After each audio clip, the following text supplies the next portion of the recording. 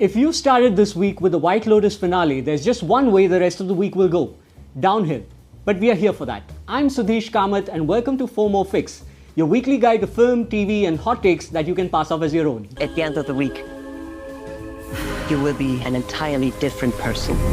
In this week's episode, we're going to say goodbye to two of the funnest shows on television, The White Lotus and Severance. We're also going to be talking about Taylor Sheridan's new show Lioness that just hit Amazon Prime. So fans of Yellowstone, don't go anywhere. Does Loveyappa translate love today well? And why is cringe programming essential? #basic. All this and more coming up this week on FOMO Fix. After it aired, the White Lotus memes just kept coming. The show got a lot of flack for being slow and pointless. The White Lotus, available on JioStar, always opens with a corpse and the promise of a mystery. Someone's dead and someone's a killer. But that's just bait. So it's not a classic whodunit. It's a why did I do it? What the hell does it even mean? The White Lotus is an existential vacation. An opportunity to study human behavior when the Wi-Fi is weak and the cocktails are strong. The framing device is just an excuse to explore the human condition. It's not really a show meant to binge. It's the rare kind of show that takes time to settle into and probably deserves the indulgence, all for the sake of character study. It takes us on a holiday with the rich, gives us a seat up close, and lets us form our own judgments. Theories. The problem with living with theories for 7 weeks before the finale airs is that by now your expectations from the ending have just taken roots in hubris or what you're judging characters for. So what was that ending this season?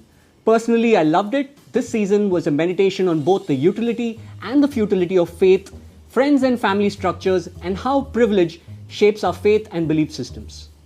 The only thing we can say for sure is that anger and violence is often cyclical and pointless, but whichever path we choose, the only thing we can be sure of is that there is no happy ending or there is no resolution. The White Lotus has always been a show about getting its characters off the high horse they rode in. We judge people until we step into their shoes and do what suits us better. Moral disengagement. The only truth when it comes to the human condition. Also that while poor people have anxiety and depression, only the rich can afford ennui. Once you finish the White Lotus, you're going to need therapy, a vacation, and probably a philosophy course to make sense of it all.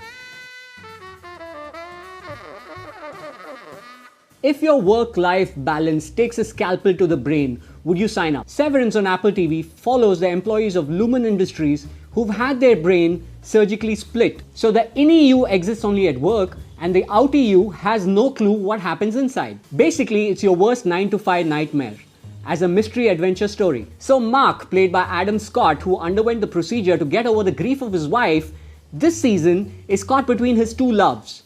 Past wife Gemma, who's still alive, and his work wife Helly, whose outie is Helena, the heir to the show villain, the Egans, who run Lumon like a cult. So this exciting love triangle takes center stage, sidelining other Severance characters like Irving and Dylan, who have not much to do this season. But badass Milchick is back, and we see that HR has issues even with him, because he sounds smarter than his bosses. They tell him to be less verbose. Severance Season 2 answers a lot of mysteries set up in Season 1, taking us deeper into the world of what the hell world building and eerie AF treatment. Like Lost or Dark, Severance rewards every rewatch with Easter eggs everywhere. Those cursed Lost numbers 4, 8, 15, 16, 23, 42 flash on screen in Lumon's files. It's creepy, clever, emotional, and meticulously crafted. You know you felt it when Helly said they give us half a life and think we won't fight for it. If you had half a mind to watch it given the pace, dive right in. Yellowstone fans will be thrilled to know that writer-director Taylor Sheridan is back with a brand new spy thriller called Lioness, starring Zoe Saldana, Nicole Kidman, Morgan Freeman in key roles. If Yellowstone took us deep into the world of cowboys and their lives on the edge of civilization, Lioness, titled after a covert CIA program that uses brave women to infiltrate the target's family by gaining their trust, is a killer of a show. Lioness is a pretty realistic, gritty show despite the scale of military action and shootout sequences. It's all about the complicated lives of these women and the tough decisions that they have to make to protect the weak. Lioness is also about the CIA's own internal battles with other agencies for higher budget and spendings that determine their agenda and missions. The pacing is typically Sheridan. Nothing much happens, it's all scenery as we follow the lives of Marines, and suddenly all hell breaks loose. Amazon Prime has dropped both seasons. Mr. President, we have a situation unfolding in real time. Sheridan, by the way, also has another gangster show out on JioStar called Tulsa King, a full-on Stalin vehicle where he is the plot and the punchline. So forget realism and sign up for some good old school guilty pleasure and adrenaline. First Severance with praise Kia and now praise B. Yes, The Handmaid's Tale is back. Prime Video has dropped the first 3 episodes of the new season and I caught them all last night. And it looks like the stage is set for women to not just fight the men behind the system, but also other women who have replaced roles men held in patriarchal structures. There was a lot of foreshadowing on what it means to be a gender traitor, and maybe the real villain is conditioning. But I'm looking forward to seeing men take the backseat and have women fight it out to define the new world built with an eye on optics. Praise be indeed. In this segment called Late Catch Up, I want to talk about Loveyappa, a movie that loses quite a bit in translation from Pradeep Ranganathan's Love Today. Surprising because this is just Pyar Ka Panchnama mobile edition that flips the script in the second half.